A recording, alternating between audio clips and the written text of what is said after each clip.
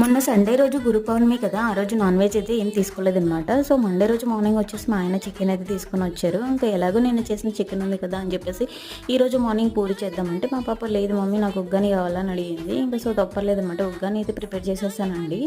అందులోకైతే పల్లీల చట్నీ, అలాగే బుగ్గెమ్మలు కూడా వేస్తున్నాను. ప్రెజెంట్ అయితే ఇక్కడ మా ఆయన నైట్ తెచ్చిన సరుకులు అయితే బయటకి తీస్తున్నాను అనమాట. ఈ సరుకులతో పాటు నేను మెంతులు, అలాగే ధనియాలు కూడా తెప్పించానండి. ఇంకా మొక్కలు తెచ్చాము, మట్టి ఎలాగో బయటికి తీస్తాం కాబట్టి వాటికి వేయడానికి.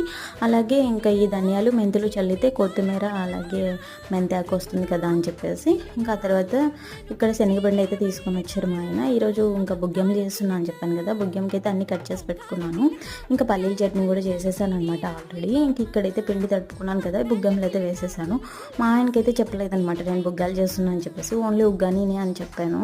ఇంకా ఆయన కూడా సేమ్ ఇలాంటివి కొంచెం పెద్ద సైజులో అయితే తీసుకొని వచ్చారు. ఇంకా ఎలాగో తెచ్చారు కదా, మొత్తానికైతే తిన్నారనమాట.